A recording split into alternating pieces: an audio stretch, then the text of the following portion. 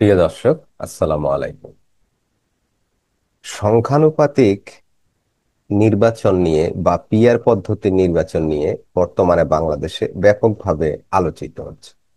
বিশেষ করে জামাতে ইসলামী এবং ইসলামী শাসনতন্ত্র আন্দোলন বা যাদেরকে সংক্ষেপে চরমোনাই বলা হয়, এই দুটি দল খুব বেশি পিআর পদ্ধতি নিয়ে দাবি করছে। শুধু তাই নয়, বাংলাদেশের ছোট ছোট যেসব দলগুলো রয়েছে তারা সবাই কিন্তু পিআর পদ্ধতিকে সমর্থন করছে এবং দাবি জানাচ্ছে যেন এই পদ্ধতিতে নির্বাচন হয়। এখন হলো, এই পদ্ধতিটা আসলে কি? এই পদ্ধতিতে বাংলাদেশে কখনো নির্বাচন হয়নি। আমাদের সাধারণ গতানুগতিক পদ্ধতিতেই নির্বাচনগুলো হয়ে থাকে।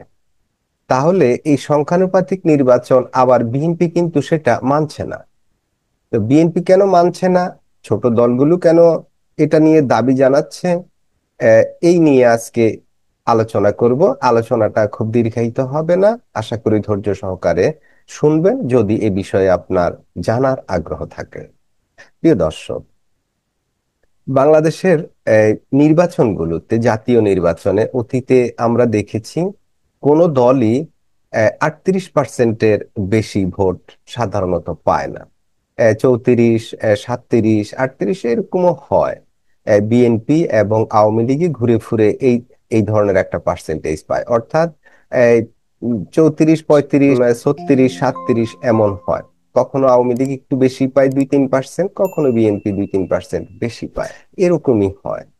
আর এর পরে জাতীয় পার্টি, জামাতে ইসলামী, এদের ভোটের হার সাধারণত 10%-এর ভিতরে থাকে বা 12-13%ও হয় কখনো কখনো, তবে একেবারে রেগুলার না, মাঝে মধ্যে কাকতালীয় জোটের কারণে এমনটা হয়ে থাকে।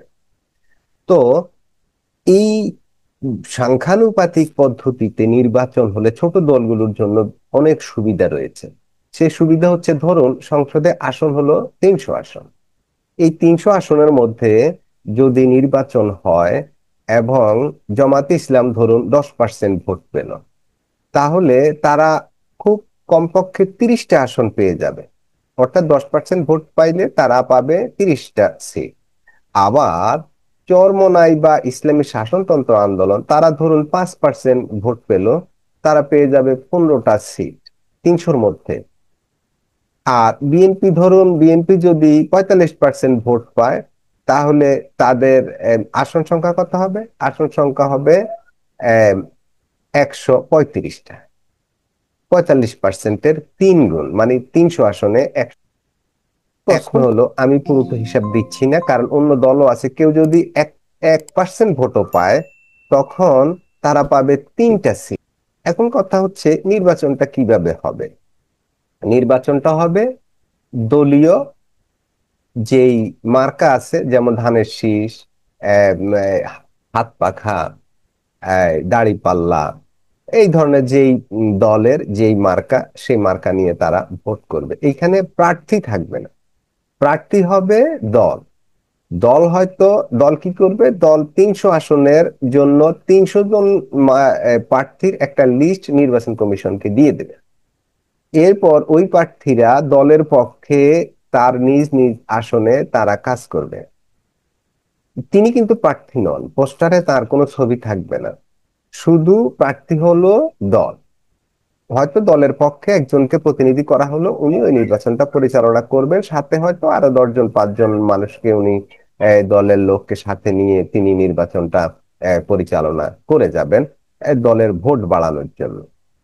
এবং সর্বশেষে ভোট হয়ে গেল, ভোটে যে ভোটগুলো হলো এই ভোটগুলো চলে যাবে নির্বাচন কমিশনের কাছে, ওই দলের ফান্ডে চলে যাবে এই ভোটগুলা। বিএনপির পক্ষে যে কাজ করলো, বিএনপি একটা আসনে ধরুন এই 1 লাখ ভোট পেল, এটা চলে যাবে নির্বাচন কমিশনে। এবার সারা বাংলাদেশ থেকে বিএনপির যে ভোটগুলো আসছে সব ভোটগুলো এক জায়গায় কাউন্ট হয়ে যাবে। জামাতে ইসলামের ভোটগুলা কাউন্ট হয়ে যাবে, চরমোনাইয়ের ভোটগুলা কাউন্ট হয়ে যাবে, বা অন্যান্য যে দলেরা ভোট করবে সবার ভোটগুলো কাউন্ট হয়ে যাওয়ার পরে সেখানে হিসাব হবে যে কে, কোন দল কত পার্সেন্ট ভোট পেল। তারপর তাদেরকে আসন দিল যে আপনি এত আসন পেলেন, আপনি এত আসন পেলেন, আপনি এত আসন, অর্থাৎ নির্বাচন কমিশন থেকে পার্সেন্টেজ অনুসারে এটা সিদ্ধান্ত দিয়ে দিব। এখন আসন বন্টন নিয়ে, বিশেষ করে কে কোন আসনটা যাবে, এইটা নিয়ে কিন্তু তখন চরম একটা জটিলতা দেখা দিবে। এমন হইতে পারে, ধরুন আপনার আসনে জামাতে ইসলামীর একজন প্রার্থী মাত্র 5% ভোট পাইছে।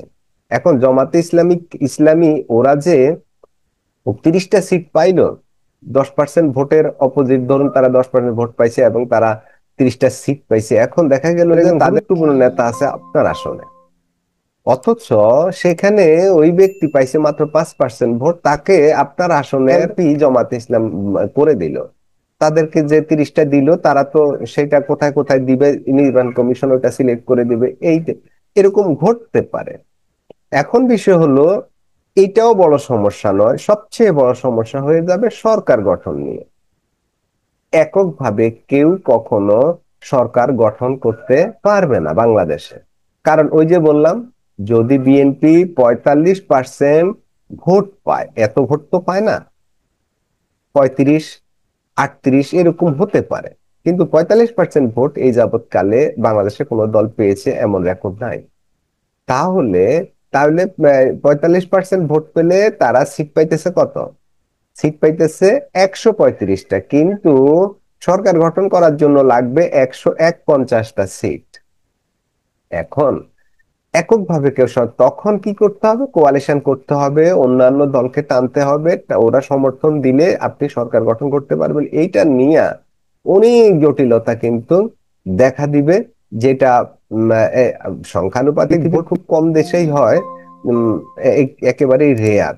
ঠিক আছে, তো এই হলো মূলত মূলত বিষয়। এককভাবে কেউ সরকার, এখানে জটিলতা, যার কারণে বিএনপি এই পদ্ধতির নির্বাচনকে মেনে নিতে পারছে না। অর্থাৎ বিএনপি কোনো অবস্থাতেই এই পদ্ধতির নির্বাচনকে সমর্থন করবে না, কারণ এটা হলে ওই যে এককভাবে সরকার গঠন করা কারো পক্ষেই সম্ভব হবে না।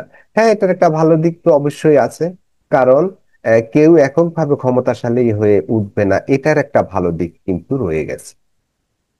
কিন্তু জটিলতাও অনেক রয়ে গেছে। প্রিয় দর্শক, আপনাদের বিরক্তির উদ্যোগ করব না, আলোচনা এই পর্যন্তই। যদি বুঝতে অসুবিধা হয় তাহলে অবশ্যই কমেন্ট করবেন, কমেন্টে অবশ্যই আপনার কমেন্টের উত্তর দেওয়া হবে। এ পর্যন্তই আজকের আলোচনা। সবাই ভালো থাকুন, সুস্থ থাকুন, দেখা হবে অন্য কোনো ভিডিওতে। আল্লাহ হাফেজ।